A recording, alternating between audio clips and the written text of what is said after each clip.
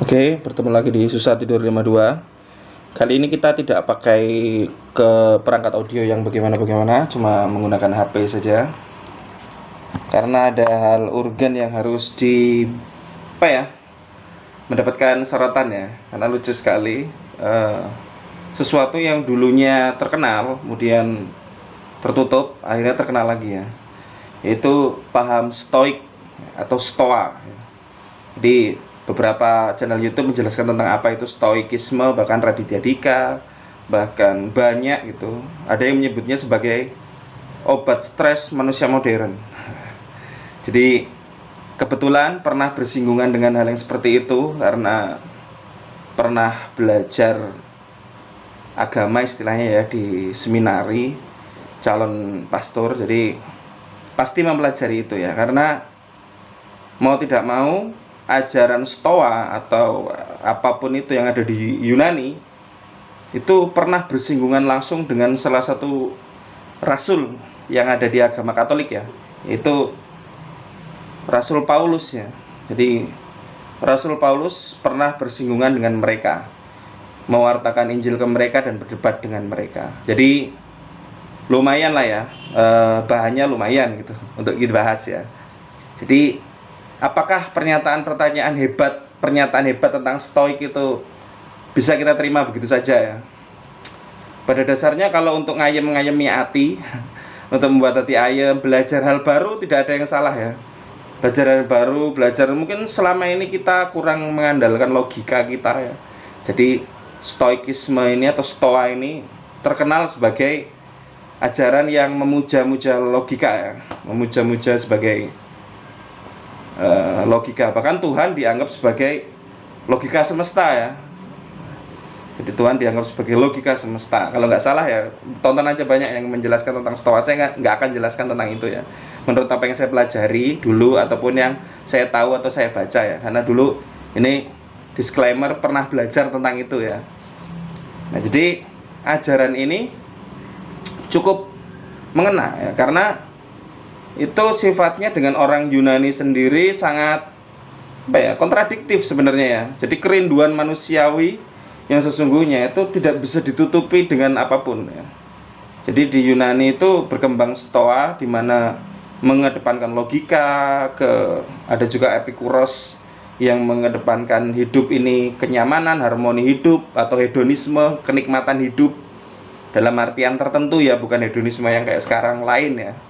Jadi seperti itu. Tapi apakah ini betul-betul harapan atau harapan palsu ya? Di kemarin saya juga sudah menjelaskan tentang jiwa dan lain sebagainya. Jadi harapannya apakah betul ataukah palsu ya? Kenapa saya bilang kontradiktif? Karena ajaran stoik atau stoa ini sangat logis dan materialistis ya.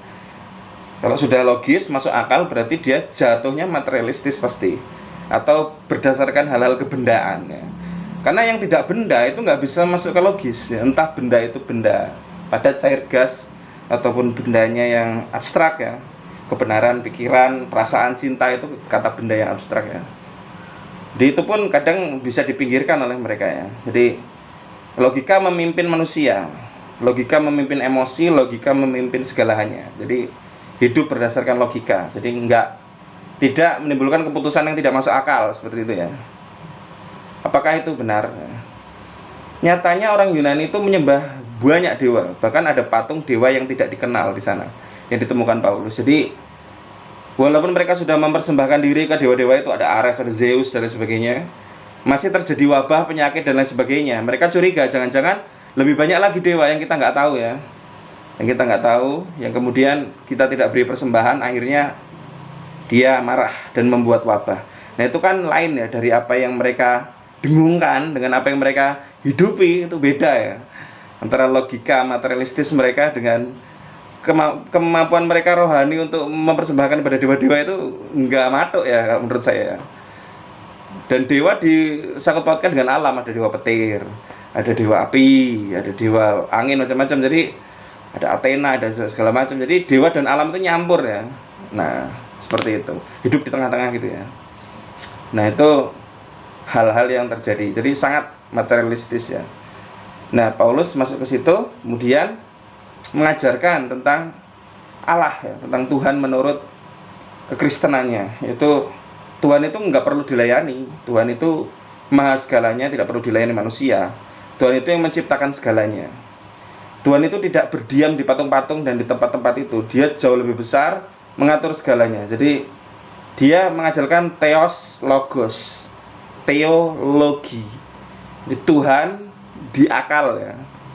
Jadi sesuatu yang luar biasa ya. Kalau kita buka lebih besar lagi teologi, nanti luar biasa ya. Bahwa Tuhan itu pasti masuk akal ya. Masuk akal. Kita itu diberi akal untuk mengakses ke sana. Ya, kalau kita diberi alat ini nggak bisa untuk akses ke sana ya salah ya. Sana itu memancarkan sinyal, kita ini punya alat untuk nangkep dan mau mengakses ke sana. Ibaratnya wifi, Tuhan itu sumber wifi-nya, kita ini nangkep dan akan cenderung untuk nangkep dan mendeteksi sebenarnya dari apa yang kita rasakan gitu. Itu yang diajarkan Paulus ya. Bahwa Tuhan itu segalanya. Tuhan itu ada dalam segalanya, tidak hidup, tapi tidak hidup di tengah-tengah benar-benar mati, dikuil-kuil, tidak. Dia lebih besar daripada kebendaan ini ya. Sebenarnya yang diajarkan itu justru harapan ya kepada orang Yunani ya. Terhadap hidup itu ada harapan ya. Ya, harapan, iman dan kasih itu yang mau diajarkan ya. Pokok-pokok ajarannya ya. Jadi mereka sangat materialistis, menganggap dunia ini hanya di sini, mati, berakhir ya. Apakah itu obat stres? Ya malah tambah stres ya sebenarnya. Kalau kita merasa ini semuanya ya begini-begini aja, ya kita yang hidupnya susah ya udah mati dalam keadaan susah ya. Tidak ada harapan untuk bahagia, tidak punya motivasi untuk mencapai sesuatu. Kita nggak usah ngomongin surga neraka keagamaan ya, tapi dari segi logika orang-orang Athena itu justru tidak punya harapan ya. Kalau orang dibilang hidup hanya di dunia ini habis itu selesai, malah nggak ada harapan ya.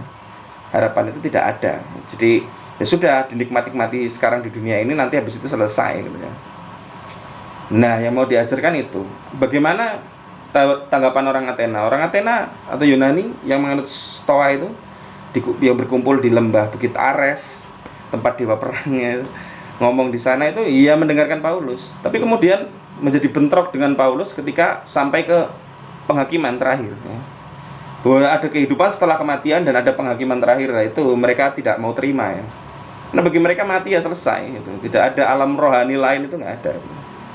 Berarti secara tidak langsung Anda yang beragama samawi, agama langit, Islam, Katolik, Kristen, Anda itu nggak boleh sebenarnya menganut Stoa ini. Karena ini menghalangi, ini bertentangan dengan iman Anda ya. Muslim misalnya bertentangan dengan rukun Islam dan rukun iman ini. Hari kiamat dia tidak ngakui, kebangkitan setelah kematian dia nggak ngakui, benar-benar rohani nggak ngakui, dia makhluk rohani, malaikat dan lain sebagainya nggak ngakui. Secara ajaran walaupun dihidupi ya, ada dewa, ada macam-macam dihidupi, tapi ditolak secara logis ya. Untuk munafik mungkin, saya nggak tahu ya. Itu silahkan diterjemahkan sendiri ya. Itu secara dogma. Tapi nggak apa-apa, kita kalau menerima kebenaran agama sebagai dogma, sebagai konstanta, sebagai sesuatu yang harus kita terima, kayak misalnya gravitasi 10 meter per sekon atau pi 3,14, kita terima begitu saja, ya monggo ya. Tapi kalau mau di logika, Anda nggak akan bisa mengalahkan logika Tuhan. Cobalah. Misalnya Anda pakai metode ilmiah, metode ilmiah itu aja ada batasannya. Metode ilmiah itu membuktikan sesuatu benar, tapi metode ilmiah tidak bisa membuktikan dirinya sendiri benar. Bisa nggak? Coba menguji metode ilmiah pakai metode ilmiah, kan belum ada ya. Jadi ilmu itu untuk menuju kebenaran, atau ilmu adalah kebenaran itu sendiri, kan begitu ya. Nah, Paulus mengajarkan bahwa kebenaran tertinggi itu Tuhan. Nanti ada di waktu akhir. Jadi kita punya harapan, kita punya pegangan, kita punya motivasi untuk hidup lebih baik, kita punya pegangan bahwa kita akan mendapatkan hal-hal baik kalau kita berbuat baik. Jadi di dunia ini semua orang akan hidup baik. Dengan itu yang kalian tuju, para kaum stoik, harmonisasi hidup dan juga hidup dipimpin oleh akal sehat, itu akan terjadi kalau kalian menerima Tuhan gitu. Itu sering saya bilang juga, kayak misalnya ada orang bilang Palestina dan Israel tidak berakhir konfliknya. Berakhir kalau mereka menerima Tuhan ya. Mereka menerima agama tapi tidak menerima Tuhan. Saya sering bilang begitu ya. Dari dulu saya bilang begitu. Jadi tidak menerima Allah, tidak menerima Allah, tidak menerima Yahweh mereka itu. Mereka itu menerima agamanya, tapi Tuhannya tidak diterima ya. Jadi berantem. Mungkin yang Allah yang ini udah terima ya, yang Yesus itu. Tapi mungkin yang Yahweh ini Yang Yahudi ini masih pengen berantem terus ya. Tapi itu urusan mereka, bukan urusan kita ya. Kita kembali ke Stoa. Jadi untuk kita sendiri, mungkin orang Katolik atau beragama lain itu ya, ya mau percaya monggo, mau mengikuti tren stoik ini monggo, tapi tolong dibaca, tolong dipelajari. Takut-takut nanti gara-gara ikut-ikut tren, ikut-ikut yang keren-keren di hadapan Anda masuk ke dalam dosa yang besar. Ya. Kalau kata orang Katolik dosa mortal, kalau kata orang Islam mungkin dosa syirik ya. Dosa yang sulit diampuni ya. Secara tidak sadar nyemplung ya. Karena barang siapa tidak ditaklukkan oleh Allah akan ditaklukkan oleh iblis gitu ya. Kalau di surat Petrus atau apa itu ada ya. Kalau di Katolik ya. Jadi hati-hati menerima tren ya. Menerima sebagai ilmu baru, sebagai cara berpikir baru bahwa logika bisa memimpin hidup manusia, maybe bisa dipelajari. Tapi menerima bahwa Tuhan itu juga memimpin hidup manusia, bahwa dia adalah logos tertinggi. Ya, mungkin kalau Anda percaya saja pakai dogma, seperti menerima Pi sama dengan 3,14 ya silahkan, atau kalian mau uji. Ya. Pakai pikiran uji, ke tempat orang Hindu ngobrol, ke tempat orang Buddha ngobrol, mencari konklusi, mencari banyak kebenaran yang tidak bisa dibuktikan gitu ya. Memahami keterbatasan manusia ya. Mempelajari alam semesta, jagat raya, seperti jagat raya yang selalu membesar. Kalau membesar berarti pernah mengecil ya, pernah nggak ada berarti ya, pernah hanya jadi satu titik berarti. Kalau selama ini membesar kan berarti kalau kita mundurkan waktunya dia ngecil ya. Nah kalau waktu ngecil nggak ada, itu siapa yang buat dia membesar kan? Itu juga sulit ya kalau tidak menerima konsep Tuhan. Jadi alam semesta ini akan sulit diterima oleh logika kalau kita tidak percaya Tuhan ya, itu. Jadi untuk Anda yang mau menerima Stoa atau Epikuros terserah ya, ini kembali ke Anda. Saya cuma menyampaikan sudut pandang saya sebagai orang Katolik. Terima kasih, ketemu lagi di Susah Tidur Rumah 2 edisi berikutnya. Bye bye.